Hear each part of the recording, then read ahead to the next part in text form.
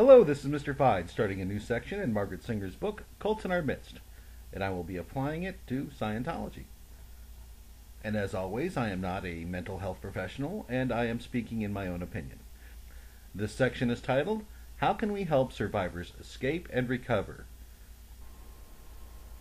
And we will start this section with Chapter 10, Rescuing Children.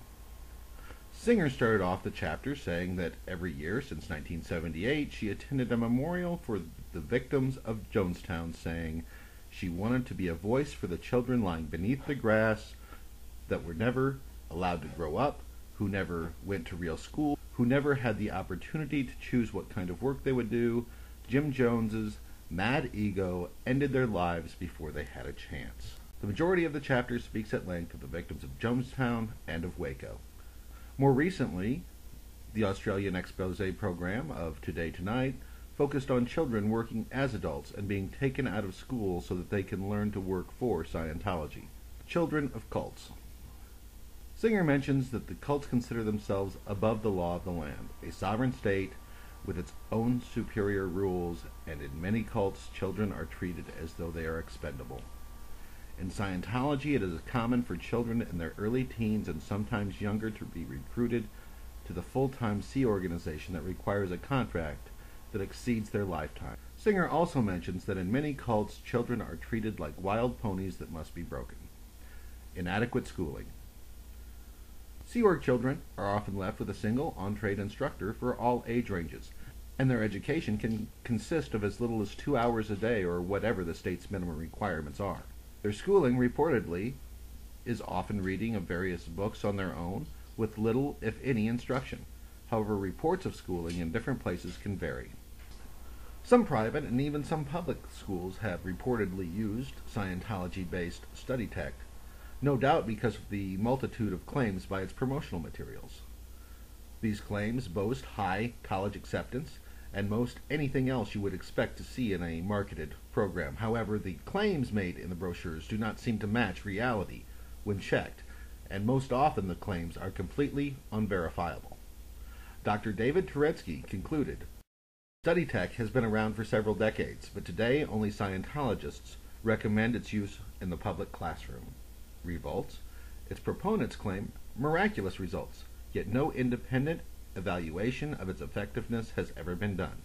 Its creator claimed that it represents the revolutionary advance in learning, yet in practice, little more than a method of compelling, mindless learning devoid of any critical thought or interpretation. Poor health care. Scientology has a long history of having its own take on medicine, and the entire topic could be its own segment.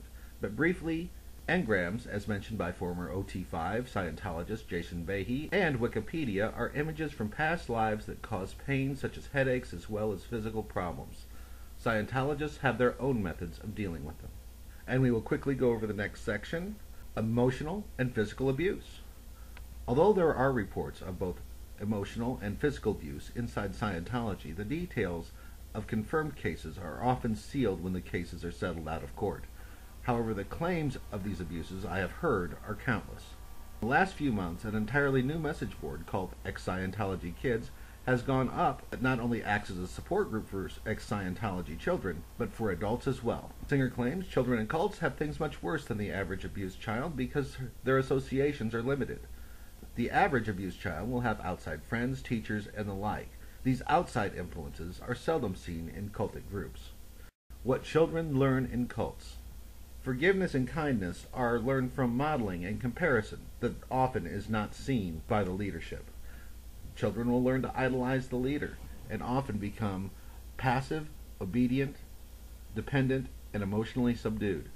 Cult children, as she called them, rarely have the opportunity to observe compromising or negotiating, the resolving of disputes and meeting in the middle. Trade-offs are pivotal in learning how to work and play or live in groups organized in democratic ways. Instead, they learn that independent thought and thinking gets people into trouble.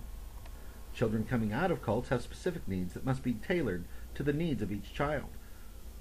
Where for an adult, these things are often learned prior to entering the cult. They have a way of life that they can fall back on. Children who grow up inside of cults have no reference.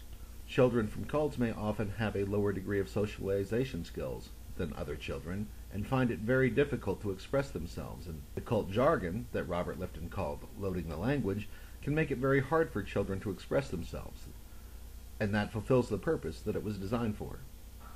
Singer mentions that children are often requested to act as eyes and ears inside the families of cult members and report their findings. Teenagers coming out of cultic groups are more likely to act out and experiment with drugs and alcohol and other suppressed behavior. One Scientology parent recently complained that recruiters would take their teenage son from where he was on course and use scare tactics on him, telling him that the world would end if he did not join the Sea Org. This tactic, I am told, is commonplace. And that is where I'm going to have to stop for now, so please come back next time when we continue to examine the practices of cults and compare them to the practices of Scientology, while moving on to Chapter 11, why it is often difficult to leave a cult. Until then, I'm Mr. Fide.